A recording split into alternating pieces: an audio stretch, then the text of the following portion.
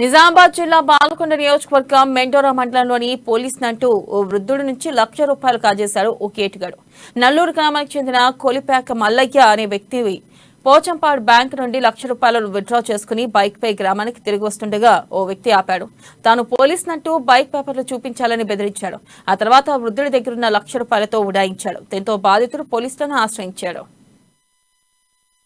Bank నుంచి ₹1,00,000 draw చేసుకొని వస్తూ బుసాపూర్ హైవే ఎక్కిన తర్వాత అక్కడికి వచ్చిన కానిస్టేబుల్ బండి ఆప్ అన్నాడు. ఎందుకు సార్ బండి ఆప్ అంటే హెల్మెట్ లేదు, ఏం లేదు, బండి ఆపే నఫరాలు చెప్తున్నాడు. ఎందుకంటే లేదు ఆప్ అంటే బండి కట్ట తీసుకొచ్చిన బండికి కాబట్టి ఆపిన ఏ ఆధారాలు చూపించాలంటే అంటే ఆధార్ కార్డు, పాన్ కార్డు అన్నీ చూపించిన, బ్యాంకులో ఇచ్చిన రూపాయలు ఏంటంటే రూపాయలు కూడా చూపించేస్తారు. రూపాయలు బ్యాంకు టైర్ చూపించిన సార్ అది తీసుకున్నాడు. నువ్వు ముక్కలు బ్యాంక్ వచ్చి తీసుకొని పోరాడని పోయాడు సార్. ముక్కలు పోతే పోలీస్ స్టేషన్ తీసుకొని పొమ్మన్నాడు సార్. ముక్కల్ పోలీస్ స్టేషన్ రమ్మంటే సార్ ముక్కల్ పోలీస్ స్టేషన్ కూడా పోయినా